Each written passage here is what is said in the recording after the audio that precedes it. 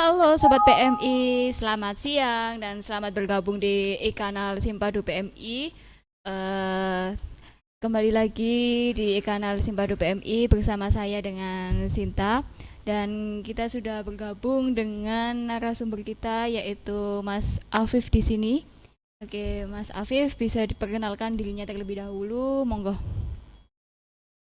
Ya, Assalamualaikum warahmatullahi wabarakatuh. Selamat siang. Perkenalkan nama saya Afif. Saya asal dari Semarang, Jawa Tengah.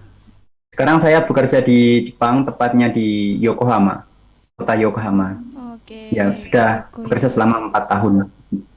Ya, Untuk terima kasih. Ya, selanjutnya ini ada yang telah bergabung lagi. Ini ada Mbak Leni. Monggo dipersilakan untuk memperkenalkan dirinya terlebih dahulu.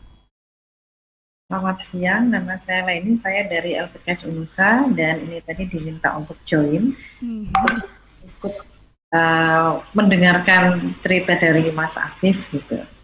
Oke, baik. Terima kasih untuk Mbak Leni dan juga Mas Afif yang sudah memperkenalkan dirinya ini. Oke. Langsung saja ini kita langsung ya sharing-sharing dengan Mas Afif ini yang saat ini sedang kerja di Jepang. Bagaimana ini Mas keadaan Jepang sekarang ini? Kalau boleh tahu nih di sana. Keadaan apanya nih, Mbak? Tentang corona apa tentang apanya dulu? Oh ya, oke. Secara umum aja lah Mas. Kalau corona, oke masih ya ternyata di sana masih booming juga atau bagaimana ini? Apa sudah mereda? Kalau corona saat ini sih sudah apa ya? Sudah nggak terlalu booming gitu ya, udah biasa Ya. gitu. Masker-masker juga. Ya, kalau masker sih sebelum corona juga udah pakai ya, kitanya juga, orang Mm-mm. Jepangnya juga sudah pakai masker. Cuman kalau kita kemana-mana itu udah bebas gitu, udah nggak terhalang waktu gitu. Gitu. Baik. Terus di sini juga udah musim dingin nih, makanya pakai jaket, maaf ya. Oh iya ya Dingin nggak banget apa-apa di nggak sini. apa-apa. Oke, oh gitu berarti ya di Jepang dingin. Di sini panas. Iya Mas Afif. Sudah berapa lama tadi Mas bekerja di Jepang? Eh, Baru 4 tahun. 4 tahun itu sudah lama itu Mas. 4 tahun kerjanya di mana Mas? Di kota Yokohama, sampingnya Tokyo, sampingnya Tokyo. Tokyo. Oh gitu. Untuk jenis pekerjaannya? Pekerjaannya saya sebenarnya dulunya sih perawat ya, Mbak ya, dari Hmm. apa, dari Indonesianya perawat, cuman karena pengalaman saya kurang, harusnya kan Hmm. 2 tahun pengalaman apa namanya, harus punya pengalaman kerja di rumah sakit 2 tahun, cuman karena saya bekerja masih 1 tahun, Hmm. jadi saya mendaftarnya itu sebagai care worker di Jepangnya, seperti itu. Gitu. Awalnya itu kenapa kok berminat di Jepang, Mas? Ya, sebenarnya kan karena waktu itu lowongan yang ada tuh cuma di Jepang, Mbak. Oh gitu. Saat itu ya, gitu ya, program pemerintah yang memberangkatkan istilahnya ke luar negeri itu, yang lulus perawat itu, waktu itu saya lihat-lihat itu hanya ke Jepang. Nah, saat itu ya udah saya mendaftarnya ke Jepang seperti itu. Oke, berarti hanya ke Jepang ya, Mas ya. Oke, Hmm. terus kalau untuk pertama kali ke Jepangnya mungkin bisa diceritakan Mas daftarnya di mana, terus untuk kelengkapan apa saja dokumentasi yang harus dilengkapi untuk bekerja ke sana. Enggak. Ya, jadi dulu saya berangkat itu mendaftarnya awalnya tahun 2015 apa 2016, saya lupa. 2015 kalau nggak salah. 2015 saya mendaftar, dan saya saat itu tidak langsung keterima, Mbak. Saya pernah Hmm. 1 kali gagal, kemudian saya mendaftar lagi untuk yang kedua kalinya, yang angkatan ke-10. Angkatan ke-10 alhamdulillah lolos ya. Nah, dari situ syarat-syarat yang harus dipenuhi itu banyak banget, banyak banget. Mulai dari eh, apa namanya, ijazah, transkrip nilai gitu ya. Nah, transkrip nilai dan ijazah itu harus sudah berbahasa Inggris gitu. Misalkan dari kampusnya tersebut sudah di bawahnya itu sudah ada berbahasa Inggrisnya, itu nggak apa-apa, nggak ditranslate lagi. Cuman kalau dari kampusnya tersebut atau ijazahnya itu masih berbahasa Indonesia, itu harus ditranslate dulu ke dalam bahasa Inggris gitu. Nah, kemudian syarat-syarat lain itu yang mungkin untuk syarat-syarat lain itu bisa dibaca di web BNP2TKI ya, karena dulu saya berangkat itu dari situ, daftarnya itu ya. Nanti mungkin bisa dicari G2G atau EPA Jepang gitu ya, G2G Jepang. Itu nanti bisa dicari di Google. Nah, dari situ nanti bisa dilihat syarat-syaratnya banyak banget itu. Nah, salah satu di situ adalah mungkin bahasa Jepang ya. Sertifikat bahasa Jepang minimal N5 gitu. N5 yaitu bahasa Jepang dengan level dasar gitu. Dulu pas saya daftar itu belum ada untuk apa namanya syarat tersebut gitu. Tapi untuk yang mulai kesininya itu kan karena mungkin pesaingnya atau pendaftarnya lebih banyak seperti itu ya. Jadi perusahaan Jepang juga lebih memilih yang orang yang sudah punya apa namanya sertifikat berbahasa Jepang gitu.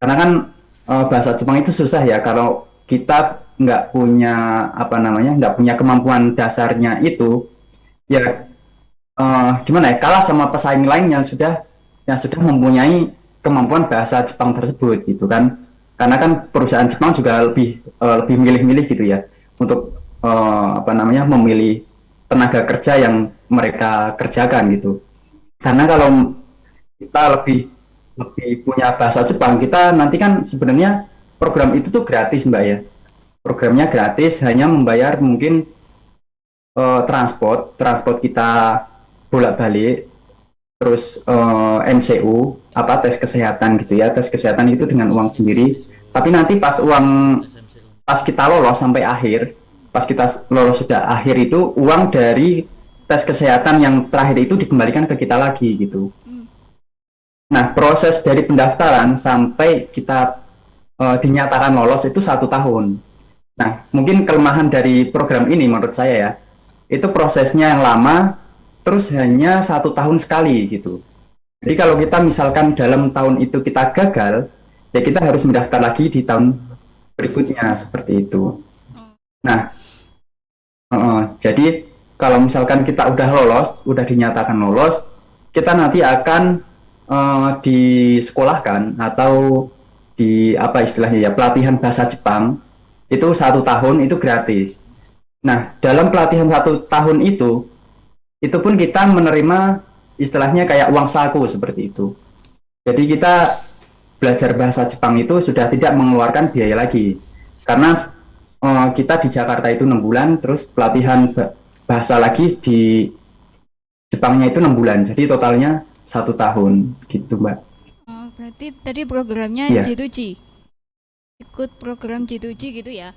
Kalau semama ada kawan-kawan kita ini yang mau daftar ke Jepang, berarti arahnya nanti ikut program yang G2G itu nggih, supaya bisa mendapatkan apa biaya yang gratis itu tadi. Apa benar Mas?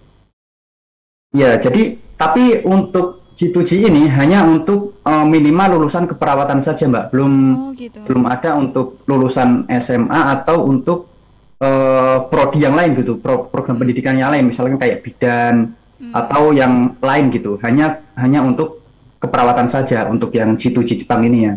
Karena memang dari G2G Jepang itu hanya membuka lowongan itu perawat dan care worker saja gitu. Nah, kebetulan perawat kan dari lulusan perawat dan care worker itu kan karena kita lulusan perawat, jadi kita sudah tahulah untuk kebutuhan dasar manusianya itu seperti apa gitu. Mungkin dari program G2G itu seperti itu. Untuk budgetnya sendiri sebenarnya nggak ada apa namanya biaya sampai puluhan juta itu tidak ada. Oke. Ini sudah banyak yang bergabung. Mungkin kita bisa buka pertanyaan mungkin ya. Untuk yang lainnya Mbak Leni atau siapa mungkin yang mau bertanya untuk keberangkatan ke negara Jepang. Dari siapa dulu Mbak Leni? Dipersilahkan. Mas Afif tanya, dari proses Mas Afif berangkat berarti nol ya, sama sekali tidak bisa bahasa Jepang begitu. Terus kemudian hingga sekarang ada tes semacam JLPT atau semacamnya kah kalau di Jepang itu? Ya, jadi setelah kita dinyatakan lolos, misalkan kita dari seleksi 1 tahun itu lolos, kita kan pelatihan bahasa Jepang Ibu ya, Mbak Leni ya. Pelatihan bahasa Jepang di Jakarta selama 6 bulan. Nah, di selama 6 bulan itu kita belajar bahasa Jepang setiap hari dari hari Senin sampai hari Sabtu. Itu setiap pelajaran pasti ada ujian-ujiannya gitu ya, Mbak ya. ujian-ujian. Nah, di akhir pelatihan itu seperti ada ujian bahasa Jepang, tapi yang bukan dari JLPT, gitu.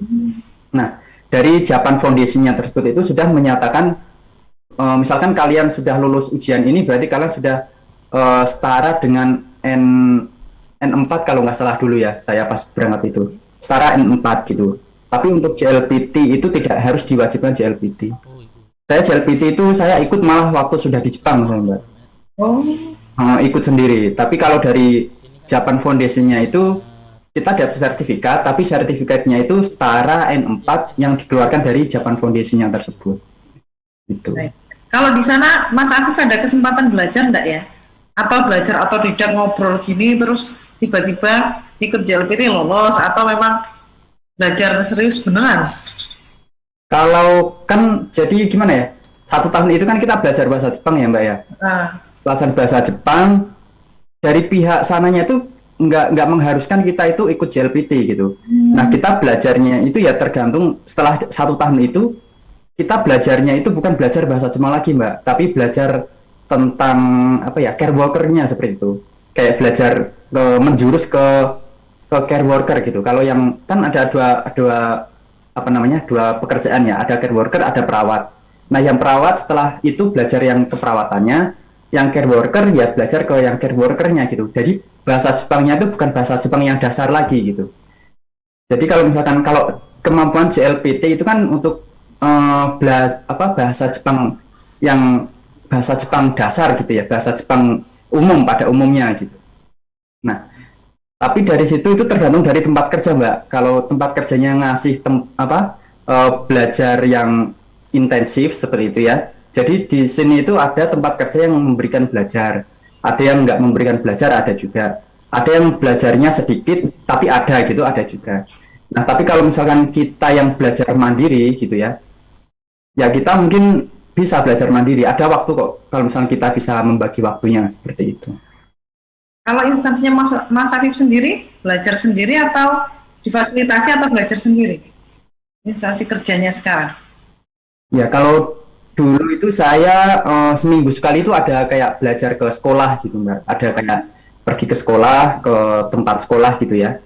Nah, itu belajar 1 tahun pertama itu belajar bahasa Jepang yang tentang keperawatannya ya. Tentang keperawatannya, tentang care worker-nya itu yang tentang dasar. Terus mulai tahun keduanya sampai tahun ketiganya itu udah mulai menjurus ke ujian negara gitu, ujian negara Jepang gitu ya. Untuk lulus, untuk mendapatkan sertifikat care worker atau sertifikat keperawatan yang diakui Jepang seperti itu. Tapi kalau untuk belajar bahasa Jepangnya itu kita belajar sendiri. Siap-siap. Berarti di sana dapat JLPT-nya itu dari usaha belajar sendiri, baca-baca buku. Kalau saya dari sendiri, Mbak. Tapi kalau teman saya ada yang gimana ya? Jadi tergantung tempat kerjanya juga sih. Kalau tempat kerjanya yang ngasih, kan kebetulan tempat saya ini seminggu sekali hanya belajarnya.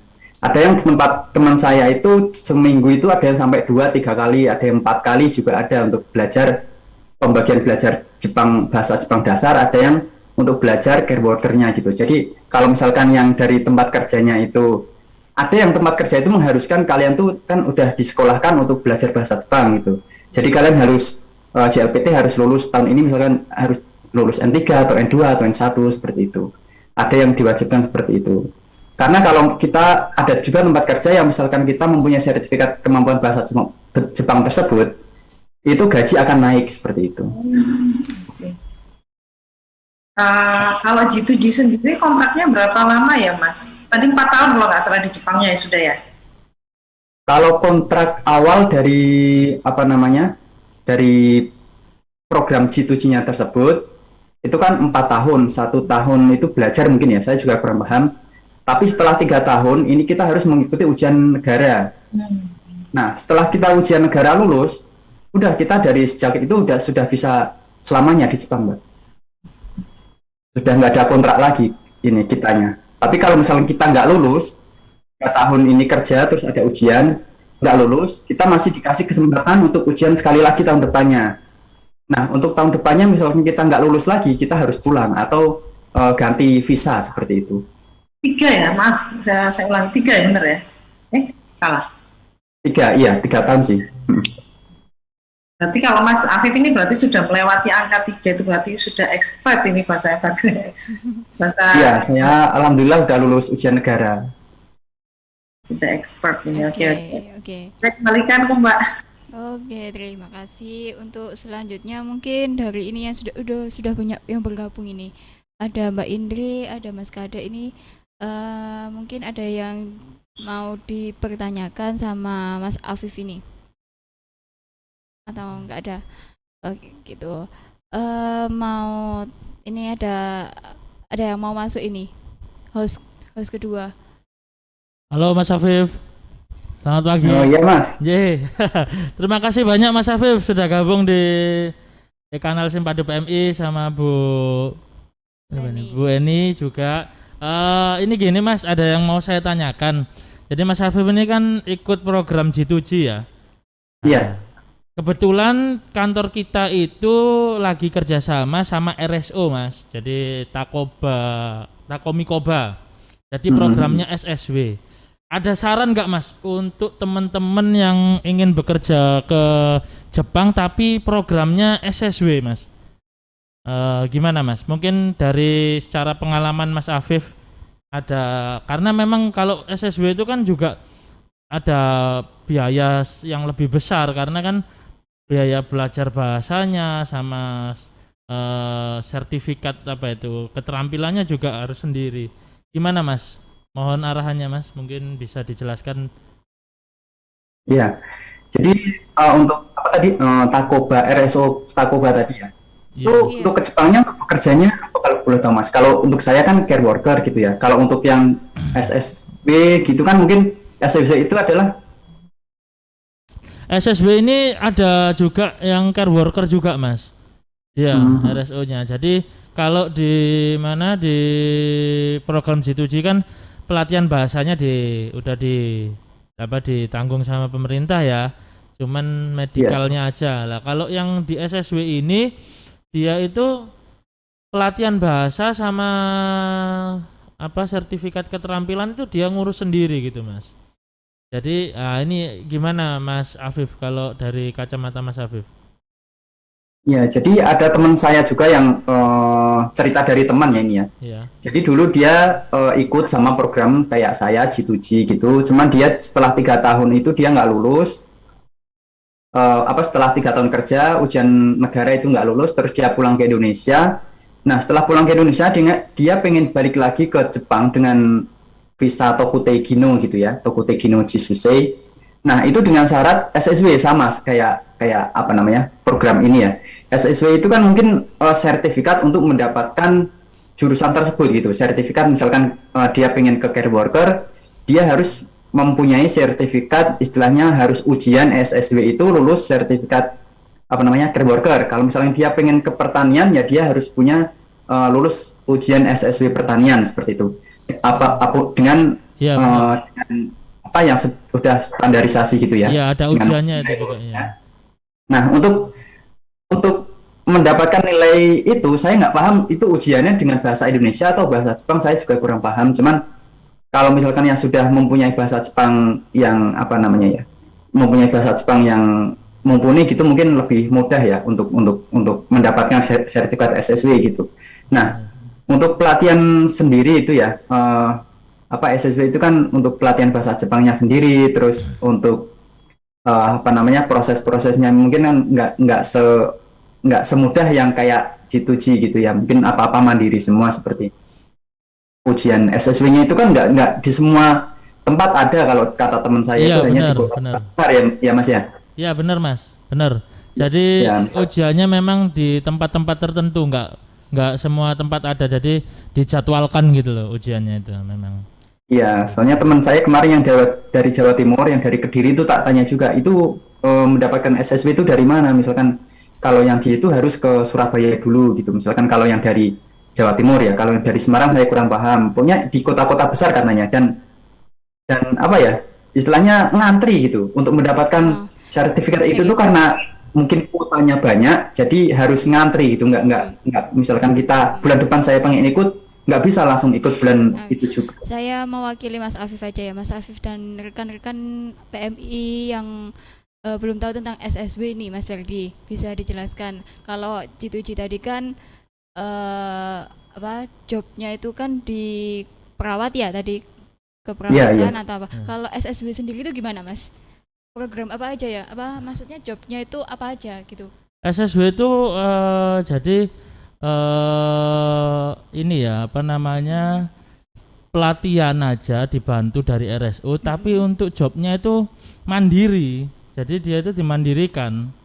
Nah, seperti itu. Kalau jobnya banyak, setiap RSO punya job-job sendiri. Mungkin teman-teman yang daftar di RSO lain-lain ya jobnya. Kalau yang di Takomikoba ada yang food service, terus ada yang di industri, ada yang di perkebunan itu, terus ada yang care worker. Jadi seperti itu. Cuman memang kalau dari informasi dari Mas Afif ini tadi, memang lebih bagus kalau yang government to government, karena memang ada bantuan untuk pelatihan bahasa ya Mas ya, karena itu penting ya Mas ya untuk pelatihan bahasa, karena juga nggak murah kalau belajar bahasa Jepang itu. Iya, benar. Itu setahu saya sih sekitar ada yang 10 juta ke atas seperti itu. Berarti nggak recommended berarti ya untuk SSW. Bukan, enggak Mbak Sinta, jangan Iya, gitu. Nanti malah nggak Iya, ada oke, yang oke, ikut. oke. Bukan nggak Oke. recommended.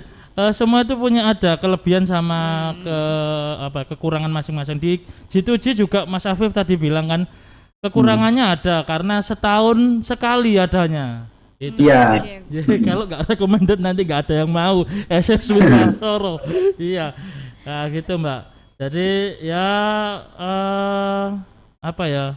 Ini kita untungnya ada Mas Afif jadi bisa bantu menjelaskan untuk masalah yang aturan-aturan apa yang ada di Jepang. Mungkin Mas bisa dibantu jelaskan persyaratan apa kalau yang udah bekerja di Jepang itu gimana kondisinya di sana. Itu hal-hal seperti ini yang mungkin di program kita Kanal Simpadu PM ini bisa kita share, saling berbagi ke mereka yang ingin bekerja ke Jepang khususnya itu Mas. Ya, menurut pengalaman saya sih kalau G2G ini kan memang program negara ya. Mungkin budgetnya lebih sedikit dibandingkan kayak SSW, mungkin lebih ke dikatakan bisa ke program swasta seperti itu. Karena dia memang kelebihan dari program negara negeri sama swasta itu memang dari segi biaya kalau menurut saya. Kalau swasta kan mungkin ada ya teman-teman saya yang cerita gitu, Mas saya ikut program dari ini gitu ya. Itu sampai menghabiskan uang tuh ada yang minimal 30 juta, ada yang sampai 50 juta, bahkan 60 juta pun ada gitu. Nah itu yang untuk program swasta gitu ya. Itu pun programnya 3 tahun biasanya. Setelah 3 tahun mereka harus pulang seperti itu ya. Nah kalau program negeri ya itu tadi kelemahannya tuh seleksi yang pertama ya. Kalau swasta mungkin seleksinya nggak terlalu ketat gitu ya untuk yang negeri gitu. Kapanpun bisa berangkat dan siapapun bisa berangkat seperti itu. Nah untuk yang program G2G ini hanya untuk lulusan di tingkat keperawatan saja. Nah itu jadi untuk program yang lain belum ada, dan untuk lulusan misalkan lulusan SMA atau lulusan yang lain itu belum bisa. Mungkin kalau lulusan yang lain pengen ke Jepang ya mungkin bisa lewat program swasta seperti itu ya. Tapi ya itu tadi membutuhkan biaya yang lebih seperti itu. Tapi ada juga misalkan yang ke Jepang itu ada yang program bayarnya nanti setelah setelah kerja di Jepang potong gaji seperti itu, ada yang seperti itu. Ada yang harus membayar di awal seperti itu, ada gitu ya. Tapi ada juga lembaga-lembaga tenaga kerja seperti itu yang harus punya jaminan kayak sertifikat apa gitulah ya, sertifikat rumah atau sertifikat apa gitu. Nah kalau yang sampai sertifikat rumah, sertifikat itu kalau menurut saya sendiri itu janganlah saya kayak gitu. Ya kalau misalkan nanti tempat tersebut itu hanya sudah terjamin gitu. Nah misalkan tempat tersebut itu yang kayak abal-abal gitu ya, banyak sekarang yang lembaga tenaga kerja gitu ya yang memberangkat ke Jepang yang istilahnya yang abal-abal gitu, banyak juga. Hati-hati teman buat memilih tempat-tempat tersebut gitu ya. Ada teman saya yang chat ke saya gitu ya, Mas saya sudah ikut ini gitu, sekarang LPK-nya malah nggak tahu kemana gitu, dihubungin nggak bisa, dan sekarang tempatnya pun itu dicek itu sudah nggak ada gitu di tempat yang dia ke situ. Nah makanya hati-hati untuk program yang swasta seperti itu sih. Kalau negeri mungkin lebih aman ya, karena ya dari seleksinya kan mungkin lebih susah gitu. Nah, untuk kerjanya sendiri kalau di Jepang itu, bahasa Jepang itu yang pertama tuh awal gitu ya. Paling dasar itu harus bisa bahasa Jepang. Karena kan kita hidup di negara orang itu kan yang pertama adalah bahasa gitu ya. Kalau kita nggak tahu bahasa, kita ya nggak bisa kerja gitu. Walaupun kerjanya itu misalkan nanti di pabrik atau di apa ya, di pertanian atau hanya yang panen-panen seperti ya di kebun gitu ya. Walaupun nggak berkomunikasi dengan orang kerjanya, tapi kan kita mendengarkan instruksi dari atasan itu kan dengan bahasa Jepang gitu ya. Syukur-syukur kalau misalkan di situ sudah ada bahasa orang Indonesianya gitu ya. Jadi kita bisa dibimbing gitu sama istilahnya senior yang sudah di situ gitu. Nah, gimana kalau kita orang Indonesia pertama yang bekerja di situ yang tidak bisa istilahnya bahasa Jepang kita kurang gitu. Banyak kejadian-kejadian di Jepang yang saya nggak tahu ya kalau tahun ini ya. Yang tahun-tahun sebelumnya itu sampai pernah viral itu ya, orang Vietnam kalau masalah itu. Jadi dia itu bahasa Jepangnya kurang. Sampai dia itu dimarah-marahin gitu ya sama bosnya gitu ya. Ya kasar banget lah itu, sampai pernah viral dulu di video gitu ya. Itu terus ada lagi yang kasus-kasus kalau misalkan kita membuat kesalahan seperti itu. Nah, kesalahan sendiri itu kan sebenarnya dari kita nggak paham bahasa Jepang itu sendiri gitu kan. Kalau misalkan kita paham bahasa Jepangnya, kita nggak mungkin salah mengartikan instruksinya seperti itu. Nah, terus di Jepang ini kalau misalkan kita dikasih tahu itu, kalau kita belum paham atau kita belum benar-benar paham, jangan bilang ya saya sudah paham gitu. Nah, karena di Jepang itu kalau kita sudah bilang saya sudah paham, menurut mereka itu ya udah, kalau kamu ini udah paham gitu untuk yang saya jelaskan dan untuk pekerjaan nanti yang akan kamu lakukan gitu. Nah, begitu nanti kamu bilang mengerti dan kamu nanti apa istilahnya tuh melakukan kesalahan atau di tengah jalan, di tengah pekerjaan itu kamu istilahnya itu nggak bisa gitu. Nah, itu kamu nanti akan gimana ya? Itu kesalahan kalian gitu. Karena kan kalian sudah dari awal bilang paham, bilang ngerti gitu.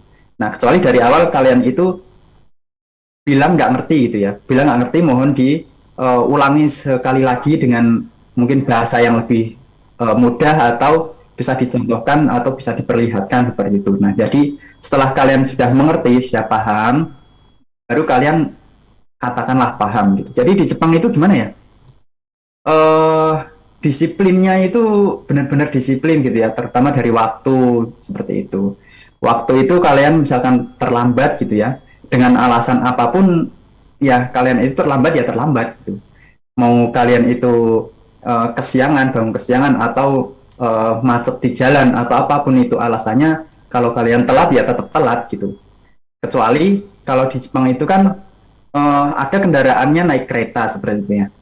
Nah, kereta itu sewaktu-waktu bisa berhenti di tengah jalan dan waktunya itu nggak menentu gitu. Ada yang berhenti bisa sampai setengah jam, ada yang hanya bisa 5 menit, bisa hanya 1 menit gitu.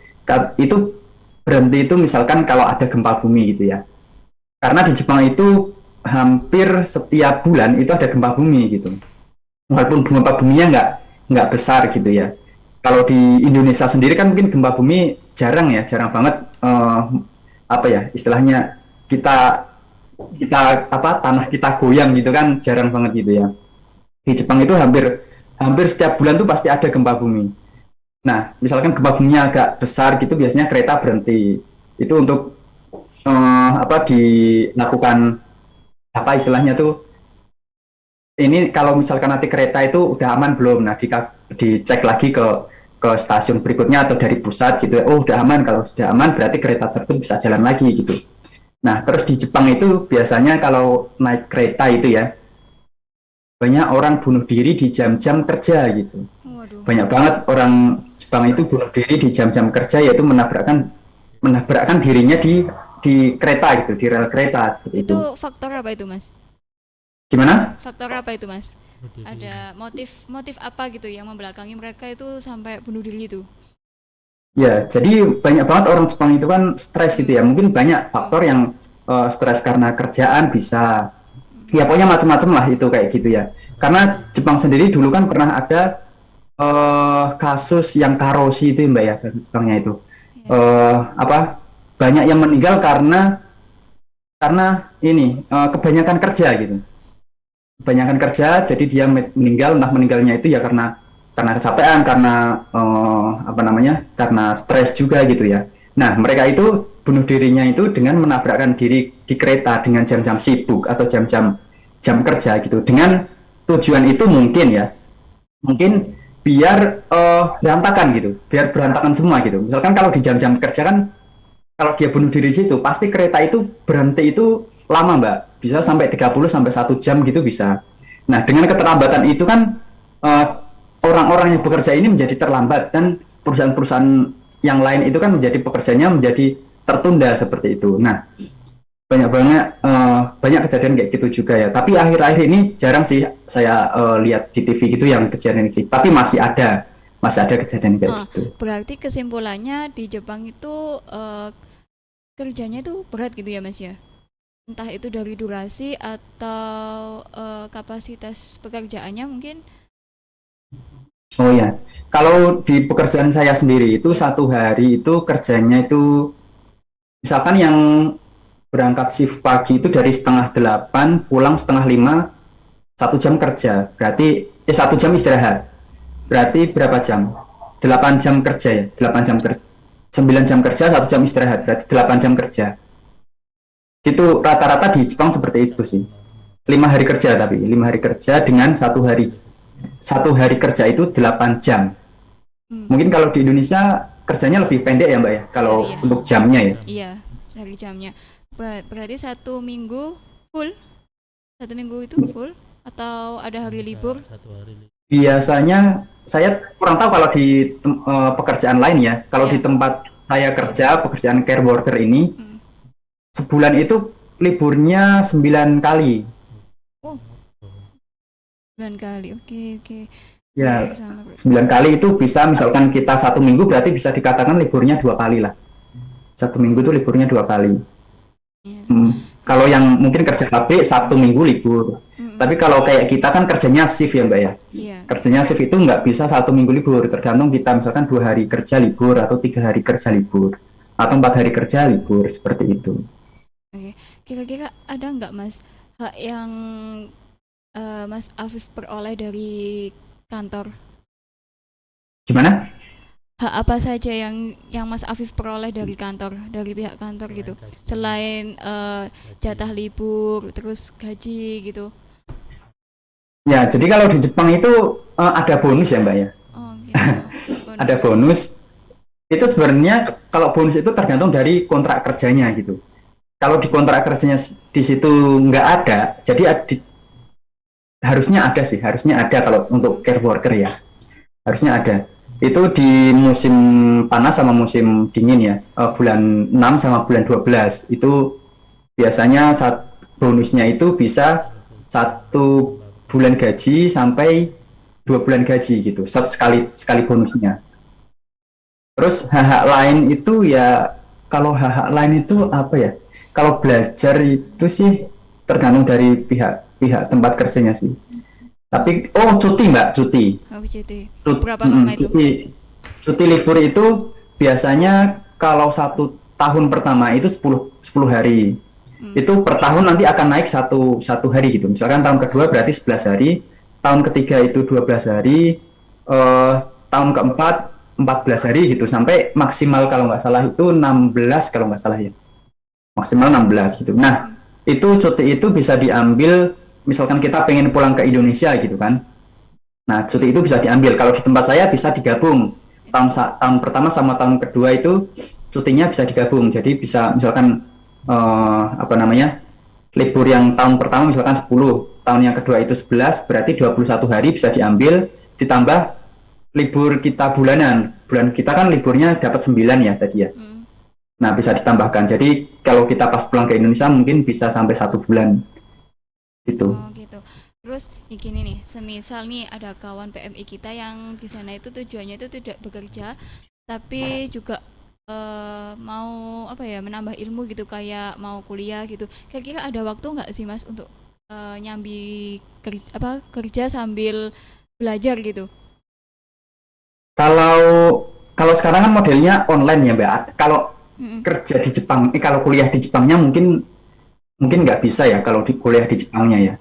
Soalnya kan kerja kita itu memang sudah padat gitu kan. Iya, iya. Terus kuliah di Jepang itu saya juga kurang paham, tapi kan kuliah di Jepang itu kan Senin sampai hari Jumat itu kan full ya Mbak, ya, berangkat terus.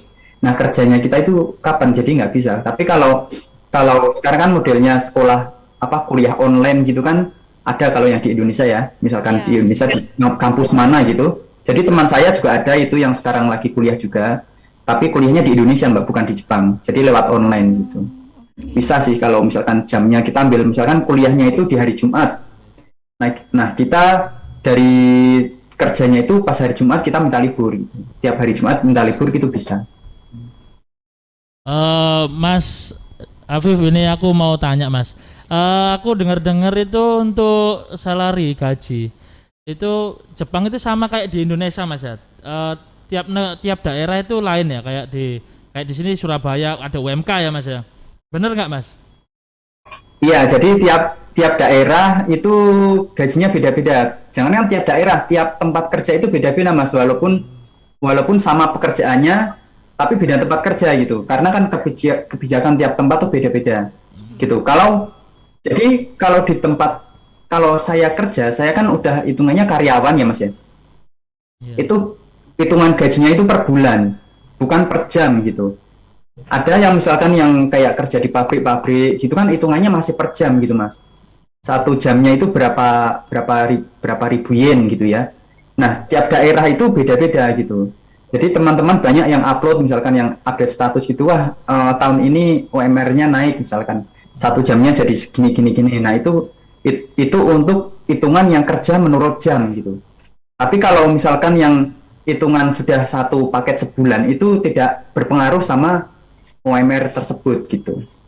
Oh Gitu, gitu Mas. ya. Tapi di sana nggak ada demo Mas ya untuk kenaikan UMK ya. Nggak ada.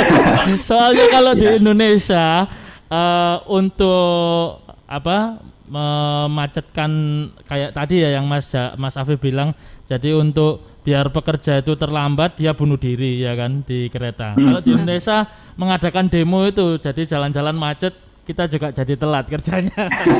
Berarti lebih sadis di sana Mas daripada di sini ya. Iya. Iya, Oke. Mas Afif, tambahan lagi. Ini kalau misalnya di hari libur gitu Mas ya. Hari libur gitu ya untuk sambil sharing apa Mas, kegiatan apa mungkin kalau bisa nggak sih seorang Mas Afif ini bekerja sambil punya usaha gitu mungkin. Monggo Mas bisa Bisa, Mas. jelasin. Bisa banget. Saya itu ya. Jadi teman-teman saya yang di sini tuh banyak yang sambil jualan, ada juga yang seperti itu. Ada yang ya macam-macam lah, ada yang jualan, ada yang misalkan dia pinter masak gitu ya. Pinter masak ngolah, misalkan di sini kan misalkan kayak makanan Indonesia kan jarang ya Mas ya. Ada tapi jarang gitu. Misalkan dia yang pinter masak, misalkan buat bakso gitu, nanti di onlinein jual gitu, ada juga yang seperti itu. Ada yang buat kayak pempek gitu, yang pinter buat makanan-makanan Indonesia gitu ya. Terus dijual-jual di online gitu banyak gitu ya. Gitu. Kalau saya pernah juga dulu buat tempe ya Mas ya. Buat tempe itu sebenarnya ada yang jual tempe di sini. Terus saya pernah membuat tempe gitu berhasil gitu ya, tak jualin gitu juga pernah aku. Lumayan sih, untungnya lumayan kalau misalkan pas pas lagi laku gitu ya lumayan. Tapi kalau pas aku sih biasanya nge-YouTube ya Mas ya.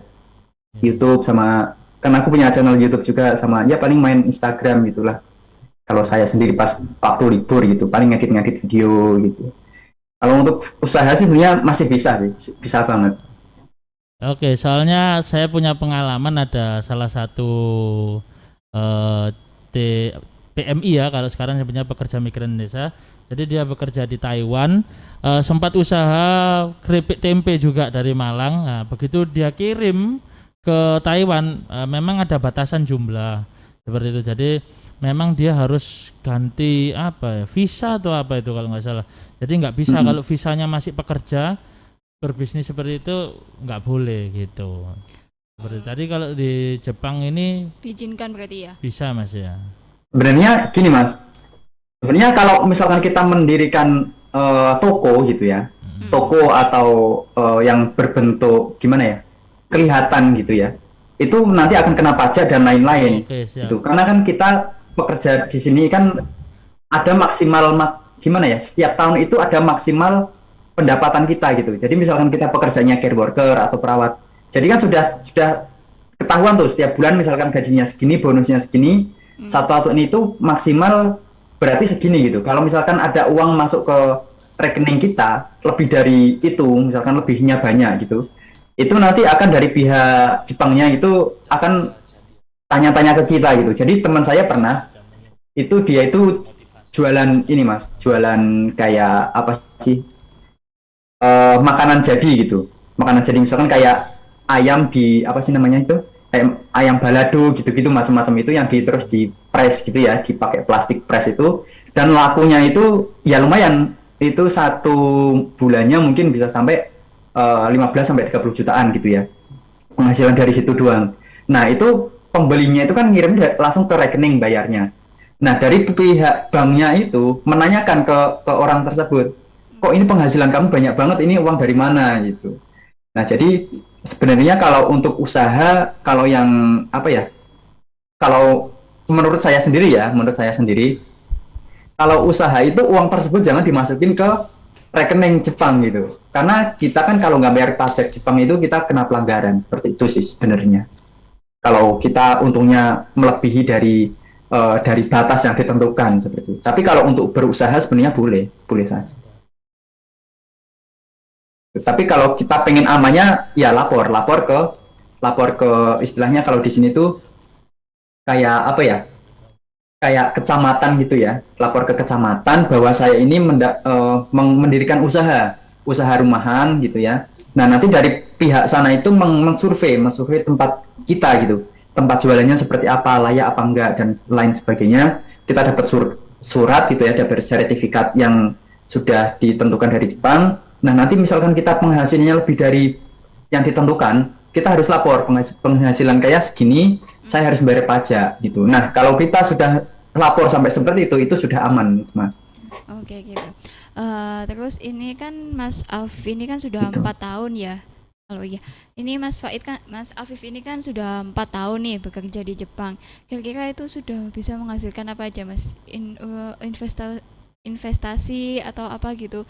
Mungkin bisa buat motivasi untuk kawan-kawan PMI juga.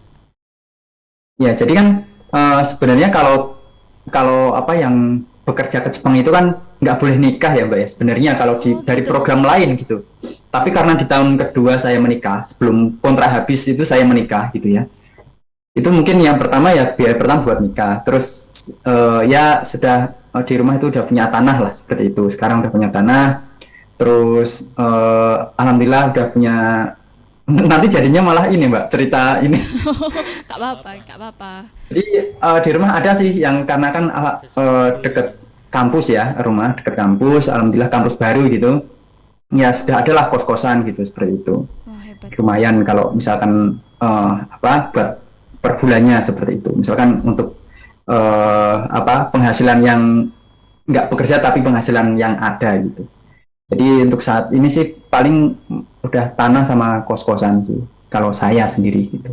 Oke, ini sudah ada tambahan ini Mas Afif yang bergabung. Mungkin ada yang mau bertanya lagi. Ini kita sudah berbincang jauh ini dari mulai awal ke Jepang sampai bekerja di Jepang itu bagaimana, terus sampai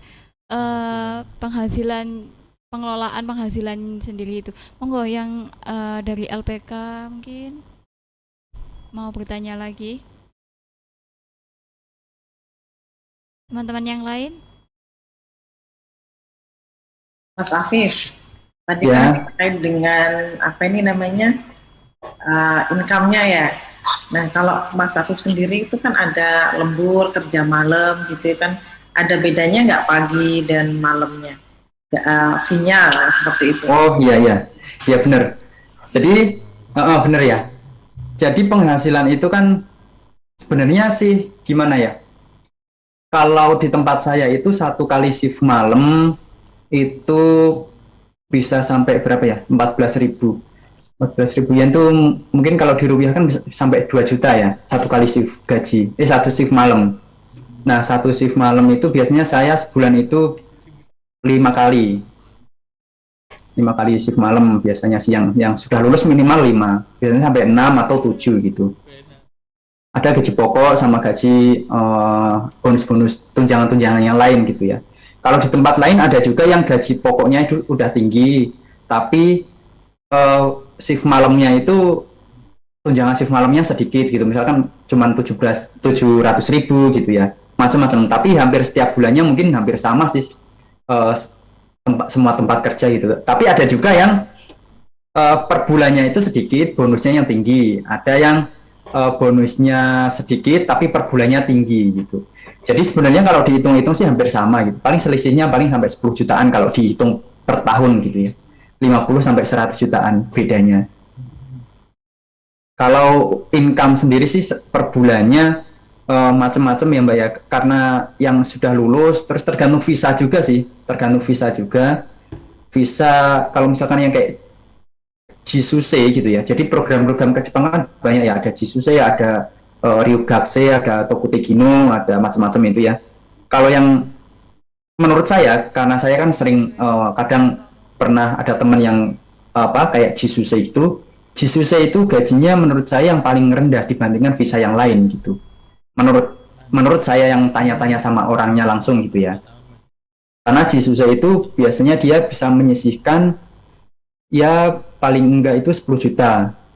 Mungkin dari 14 sampai 15 juta bisa menyisihkan 10 juta gitu ya. Tapi kalau yang visa lain mungkin bisa menyisihkan sampai 15 juta ada, bisa yang sampai menyisihkan 20 juta juga ada seperti itu. Terus itu pun tergantung dari orangnya sendiri juga. Misalkan dia boros, sering main ya sama aja gitu. Tapi misalkan dari hitungan kasarnya kalau dia pinter ngelola keuangannya ya paling enggak yang di Jepang gitu ya 10 sampai 12 juta itu bisa menurut saya 10 sampai 20 juta itu bisa satu bulan. Terima kasih Mas Afif. Ya. Yang lainnya ini sudah banyak yang bergabung tapi belum ada suaranya ini. Teman-teman yang lain. Oke, nggak ada ya. Nih untuk Mas Afif ini kira-kira mau berapa lama Mas di Jepang? Betah ya sebenarnya? Sepertinya betah ya. Kalau ditanya sampai kapan sih? Ya sampai saat ini masih di Jepang dulu lah Mbak ya. Karena gini Mbak, karena kita pulang ke Indonesia juga yang pertama itu kita setelah pulang itu kita mau kerja apa? Itu yang pertama harus dipikirkan. Iya benar. Mau kerja apa gitu. Misalkan kita mau kerja dengan profesi yang sama, kita dibandingkan dengan teman-teman yang lain nih, banyak-banyak yang lebih muda gitu kan. Umur kita pasti lebih tua dari mereka yang masih di sana gitu kan. Iya. Dan banyak sekarang perusahaan-perusahaan Indonesia atau tempat kerja Indonesia itu yang memandang itu dari umur gitu ada. Banyak yang seperti itu kan. Ada yang dari umur, misalkan dibatasin sampai umur segini. Nah, kita yang dari sini tuh mau kerja apa ke sana umur udah berumur istilahnya seperti itu kan. Iya, Nah, itu yang pertama. Terus yang kedua itu misalkan kita pulang banyak kan pandangan orang rumah lah istilahnya gitu. Dari luar negeri pulang sini belum ada apa-apa misalkan seperti itu. Banyak yang bilang kayak gitu. Nah, kita pulang itu ya sebisa mungkin kita itu harus punya sesuatu lah yang harus gimana ya? Kita kan sudah kerja capek di sini gitu kan, jauh-jauh dari keluarga gitu kan. Jauh dari keluarga, jauh dari macam-macam gitu kan. Kalau kita pulang nggak membawa apa-apa itu istilahnya rugi kalau menurut saya. Kita pulang itu harus punya sesuatu gitu. Entah kita bisa bisnis atau berwirausaha sendiri gitu. Nah, karena kan dari uang tabungan kita yang dari sini gitu kan. Itu yang pertama. Nah, itu yang kedua. Nah, yang ketiga, setelah kita misalkan dari sini kita gajinya sudah segini, pulang ke Indonesia dengan kerja yang misalkan kerja yang dengan pekerjaan yang sama gajinya yang lebih rendah, itu kan jadi pertimbangan tersendiri lagi gitu. Iya benar. Itu. Nah, jadi dari 3 pertimbangan itu sih kalau saya. Yang pertama, kita mau kerja apa, terus yang kedua, kita sudah punya apa di Indonesia. Terus yang ketiga dari segi gaji. Itu sih kalau kalau menurut saya. Untuk teman-teman PMI ini kira-kira ada nggak ya pesan atau kesan buat mereka yang ingin bekerja ke Jepang gitu? Ya, jadi kalau yang menurut saran dari saya ya, Iya, untuk yang bekerja dari Indonesia mau ke Jepang, entah mau ke luar negeri lainnya gitu ya. Yang pertama, niat kalian dulu yang pertama, niat kalian. Terus karena kan banyak ya, banyak teman-teman yang dari Indonesia kerja ke luar negeri itu, ternyata di luar negeri itu kerjanya capek. Terus ternyata kerjaannya itu keras seperti itu ya. Sebenarnya kerja dimanapun itu kan sama ya, ya kerja itu capek, kerja itu kan gimana ya, kerja itu seperti itulah ya, namanya juga kerja gitu kan. Terus kalau niat kalian itu hanya ikut-ikut, jadi kan banyak sekarang ya Mbak ya. Misalkan banyak teman-teman yang lihat cuma di media media sosial gitu ya. Misalkan kayak yang diupload ke media sosial itu kan yang seneng-senengnya aja. Misalkan kayak Jepang, wah bagus ya pas musim sakuranya gitu. Bagus iya, pas musim gugurnya, ada iya, saljunya, terus ada musim lain-lain gitu ya. iya Banyak sih. foto-foto di sana, kayaknya tuh seneng gitu, kayaknya bagus gitu Mm. ya. Nah, itu kan yang diupload hanya yang Yang senang-senang aja gitu. eh kayak kisah senengnya aja gitu kan nggak melihat kisah di sini tuh kerjanya seperti apa gitu kan. Sebenarnya kalau dari yang pengen kerja ke luar negeri sebenarnya dari niat dulu ya, niat kalian tuh kesini tuh mau kerja atau mau piknik gitu. Nah kalau mau piknik ya udah piknik aja gitu, jangan jangan berpikiran yang lain-lain gitu. Tapi kalau berpikiran kerja, ya udah kalian kesini mau itu kerjanya berat, itu kan kalian udah niat ya kerja kesini mau apa gitu, mau kerja ya udah kerja apapun. Nah untuk yang mau kerja itu kalian harus tahu job kerjanya kalian tuh apa gitu. Takutnya nanti kalian sebelum pergi ke Indonesia kalian nggak tahu kerjaannya, sampai sini oh ternyata kerjaanku kayak gini gitu. Itu jangan sampai kayak gitu. Kalian harus nyari tahu dulu pekerjaannya itu apa dan pekerjaannya itu ngapain di Jepang itu. Jangan sampai keluar dari job kerjanya seperti itu ya. Gitu.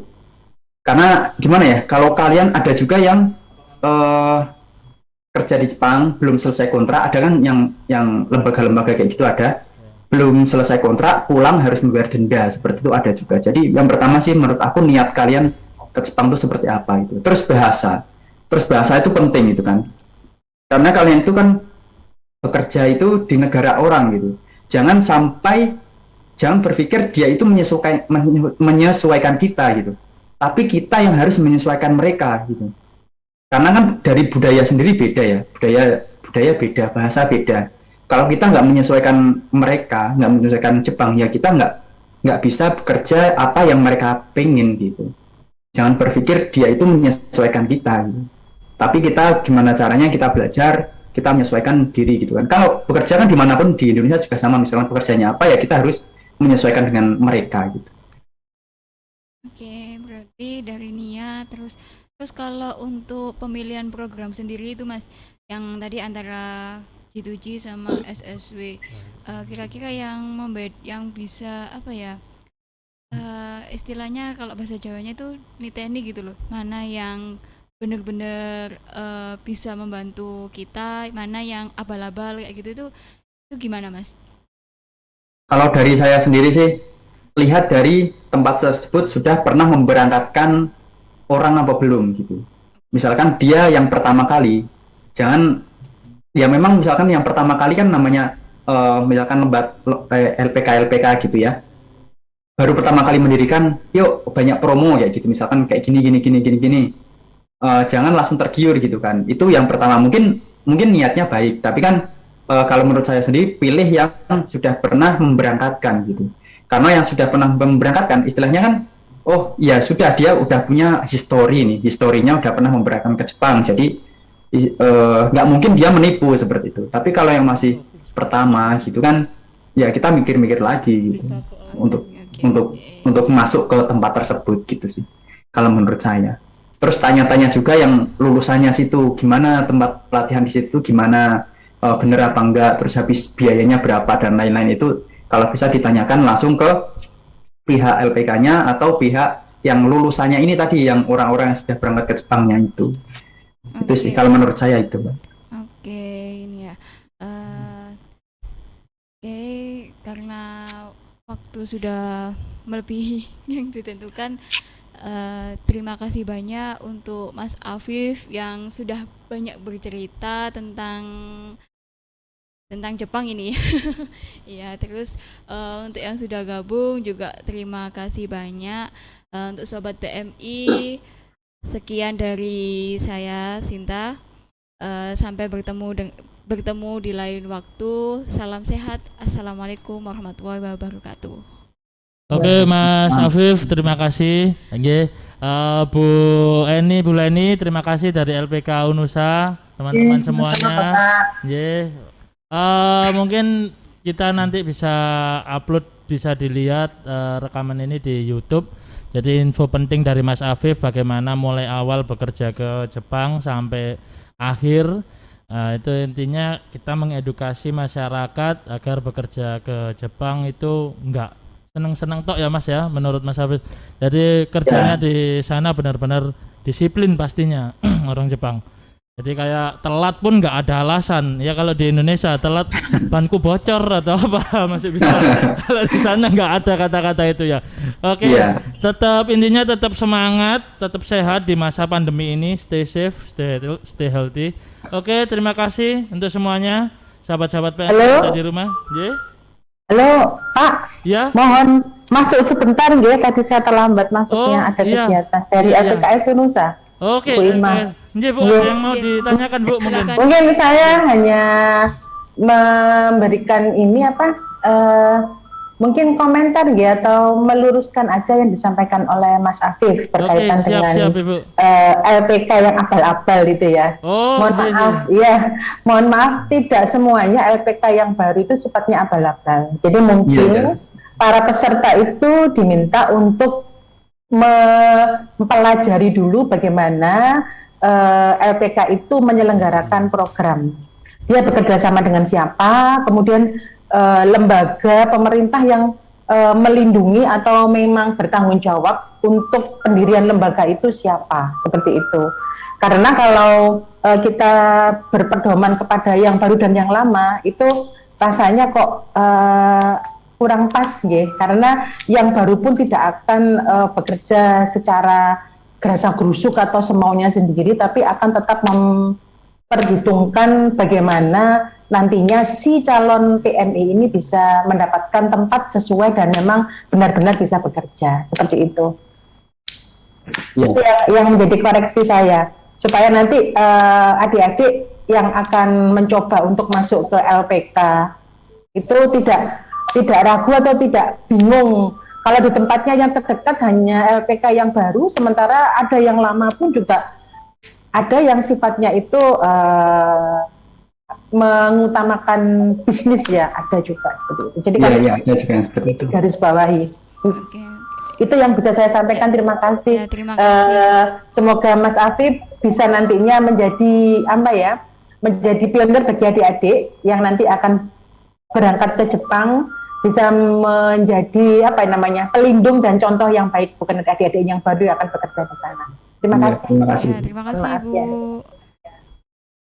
Oke, terima kasih Bu Ima atas waktunya sudah bisa hadir di program e-kanal Simpado PMI. Oke teman-teman, cukup sekian bincang-bincang di siang hari ini. Semoga video ini bisa bermanfaat untuk kalian semua. Jika dianggap sangat bermanfaat, jangan lupa di-share juga ke teman-teman semua atau ke saudara-saudara kalian yang ingin bekerja ke Jepang tentunya. Saya Ferdi undur diri. Ya, saya Sinta. Oke. Sampai bertemu kembali.